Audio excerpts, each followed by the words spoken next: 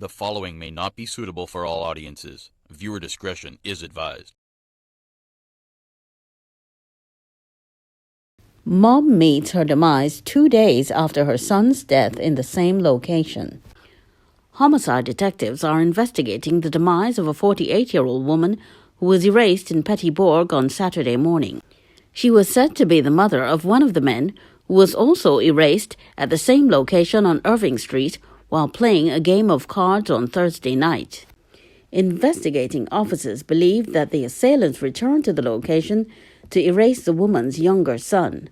But in opening fire, the woman, Gillian Lewis, was hit and later pronounced dead at hospital. Her 25-year-old son was also hit and hospitalized up to yesterday evening, police said. Lewis was among 3 people who were erased between Friday night and yesterday morning, bringing the country's homicide total for the year so far to 175.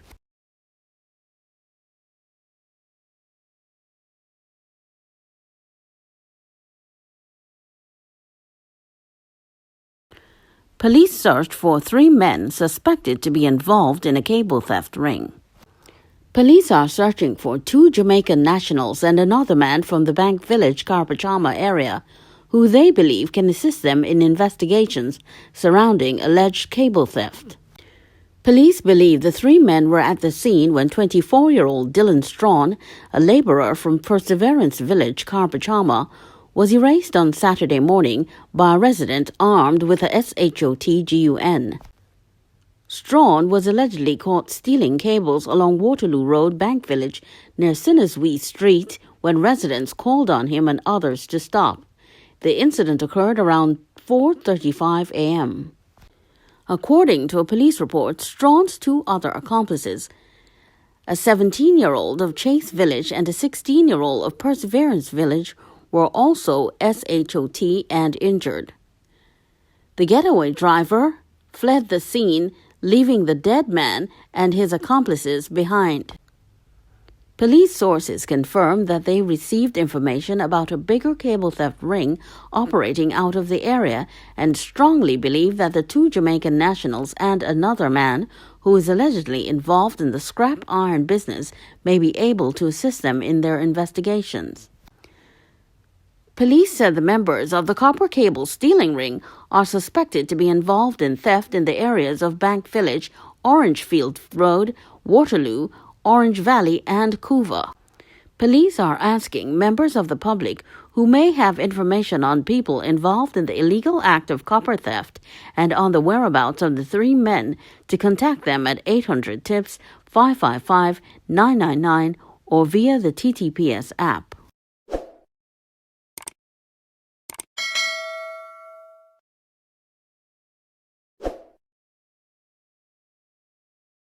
Body of missing Maracas man found in Blanchisez. A 22-year-old man who was reported missing was found dead in some bushes in Lafayette Village, Blanchisez, yesterday afternoon. Police said Stephen Diaz's body was found 1 hour after a missing report was made by a close female friend. Police report that at about 12:30 p.m., officers of the Blanchisez police station received information of a body found at Water Reserve Trace, Lafayette Village, Blanchisez. Diaz resided at Borough Road, Maracas Bay. Police said his body was found by his female friend who had reported him missing at 10 a.m. The body was later identified by his mother. Sergeant Hossein is investigating.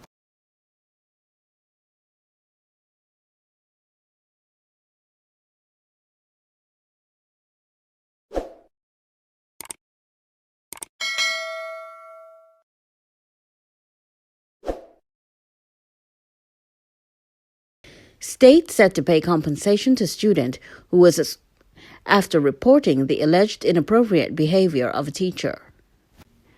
The state is set to pay compensation to a student of a secondary school in East Trinidad who was SLAPPED by a teacher after he reported that the teacher had been caught KISSING a female student. The ASSAULT and BATTERY lawsuit brought by the student's mother on his behalf was set to go on trial before High Court Judge Frank Seepersod yesterday morning. However, at the start of the hearing, attorneys for the Office of the Attorney General indicated that it would accept liability on behalf of the state and teacher, who, like the student, cannot be named due to the nature of the allegation. Attorney Ibu Jones, who represented the AG's office, indicated that as he only got approval to settle the case on the eve of the trial, he would have to continue negotiations with the child's lawyer, Elvin Cujo, to determine reasonable compensation for what transpired. Responding to the decision, Justice Seepersod praised Jones for his handling of the case, as he repeatedly pointed out that his decision was likely to be the same at the end of the trial. I was very pleased with the position that the state adopted, because it was a position that the court would be inclined to adopt based on the uncontested evidence that is before it, Justice Seepersod said. According to the court findings in the case, the incident was alleged to have occurred at the school's compound in June 2019, while the student was in Form 2. The student claimed that he was in the process of completing an end-of-term examination when a teacher who was invigilating asked him and his classmates to write down if they had issues with the exam or the subject teacher on a sheet of paper.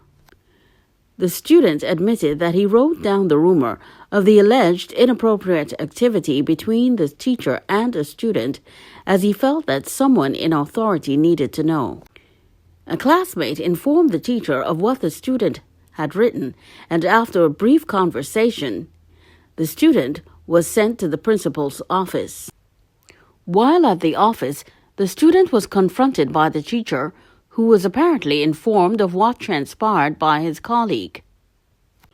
The teacher demanded that the student disclose any evidence to buttress his allegation, and then proceeded to SLAP him twice. This act of violence was carried out in full view of other students who were in the area at the time, which made me feel very ashamed and hurt, the student said. Although the principal and teacher both apologized for what transpired to the child and his mother, they still reported the incident to the police and filed a lawsuit. The AG's office did not file any witness statements to challenge the student's claims, as in its defense it admitted that the teacher lost control of himself after the student was aggressive and disrespectful to him during their brief interaction. It also noted that having recognized that he was wrong, the teacher attempted to rectify his transgression by calling the student's mother and telling her what had transpired.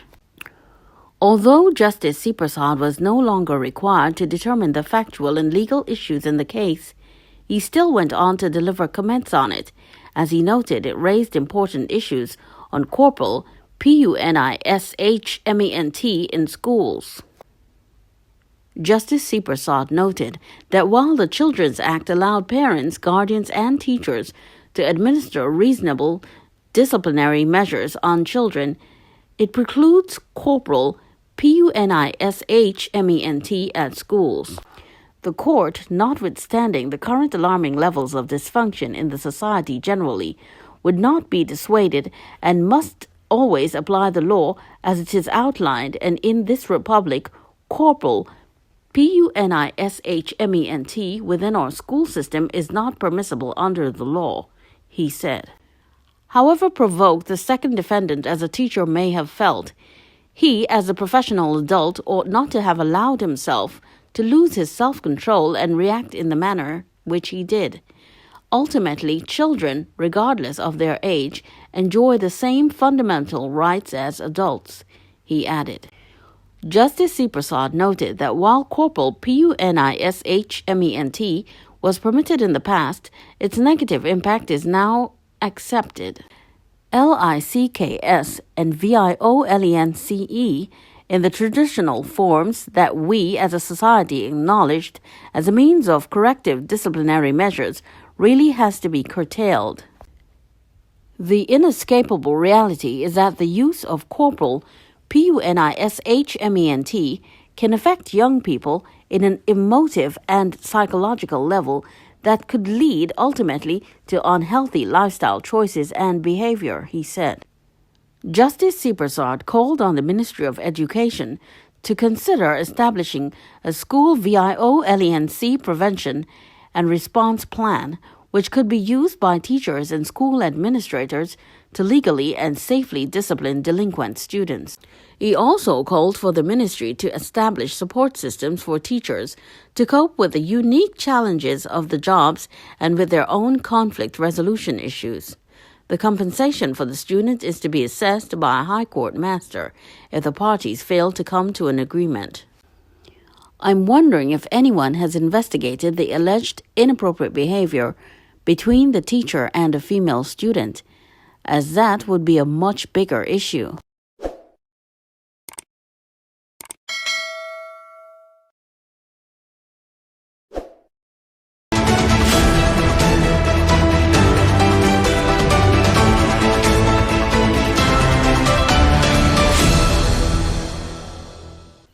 Roman Catholic Archbishop Jason Gordon has tested positive for COVID-19. A news release from Catholic Media Services Limited said the positive result came after Gordon began experiencing flu-like symptoms on Thursday. The Archbishop is now in isolation with COVID-19 protocols being observed. In Gordon's absence, Vicar General Martin Sergiu will be conducting Mass and managing matters related to the Archdiocese. Last Sunday, Archbishop Gordon, who is also Vice President of the Antilles Episcopal Conference AEC, was in St. Lucia for the installation of the new Metropolitan Archbishop of Castries, Gabriel Malzaire. In giving remarks, Gordon began to applause from the packed congregation. Your people have longed for a son of the soil to lead them. They have yearned for your return, and here you are. They saw you in short pants growing up before their eyes, and now you return to be their father, their shepherd, their brother, accompanying them to Jesus Christ, Gordon said. When the Archdiocese of Port of Spain placed the release on Gordon contracting COVID-19 on Facebook, many parishioners started sending get-well messages to the Archbishop. One commenter said, "During Mass on Thursday morning, he was not himself, and I do wish him a speedy recovery, so his angels continue to protect him." Another said, "You are in my thoughts and prayers, Your Grace." While another stated, "Maybe those who took communion from him need to be quarantined also." Mass at the Archbishop's Chapel on Queen's Park West, Port of Spain, was cancelled yesterday, and Catholic Media Services said it will resume on May 3.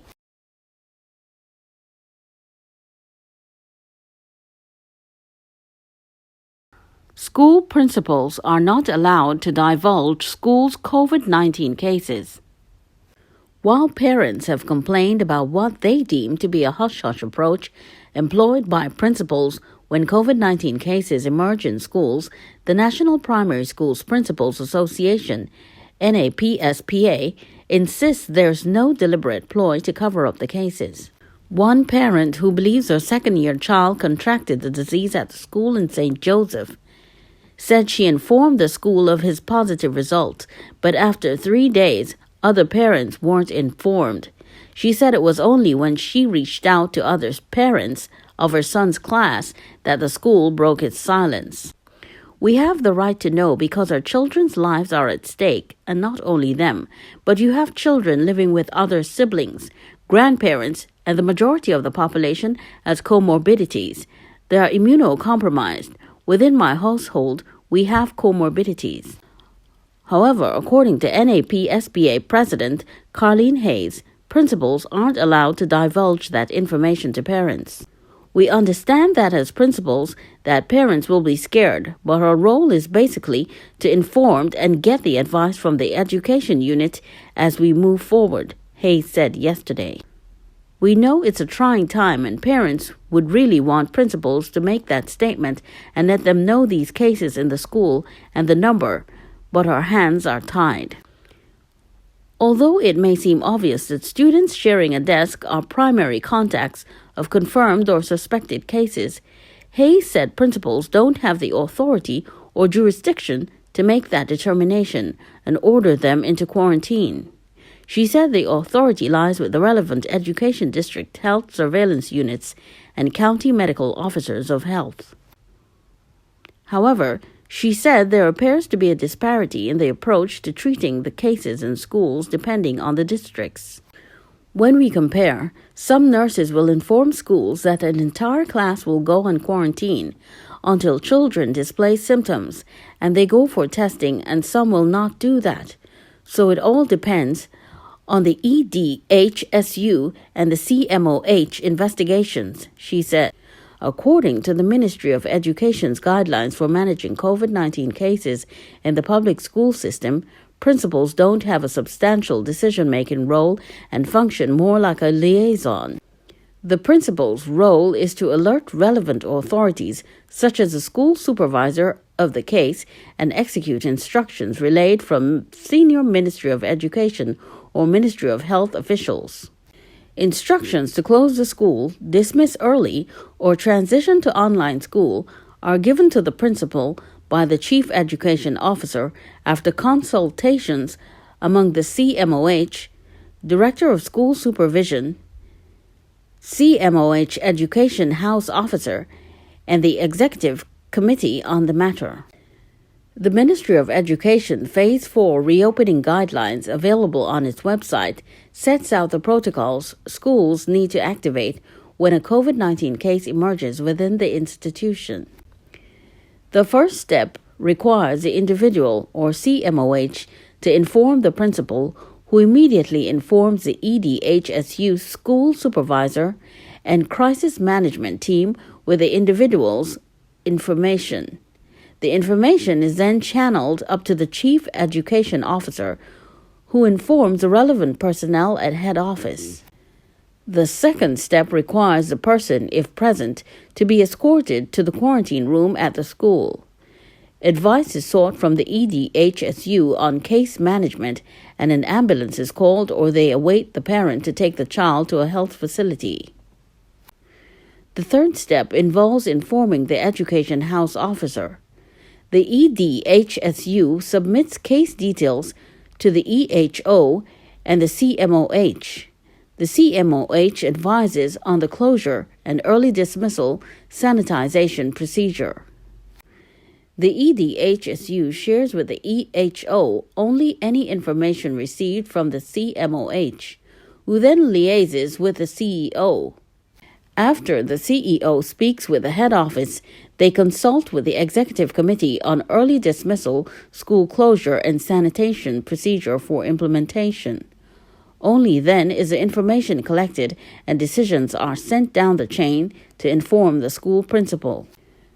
The fourth step outlines that the principal must await a directive from the CEO for early dismissal, school closure, or transition to online virtual mode. The principal is required to follow the advice of higher-ups as per the sanitization procedure. The principal is then required to brief staff on the incident and its management. Parents are only to be informed of the temporary adjustments to the timetable. The second to last step is the cleaning of the school, while the CEO liaises with the permanent secretary for deep cleaning sanitization if recommended.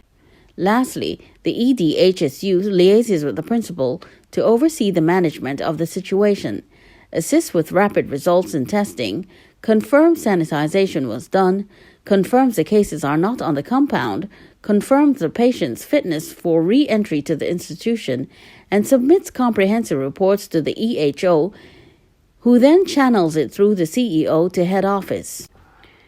It's the third week of the new academic term for primary school children, and there are already 40 alleged cases. At the close of the first week, official Ministry of Education figures indicated there were 28 positive students from 16 schools, with 92 in quarantine.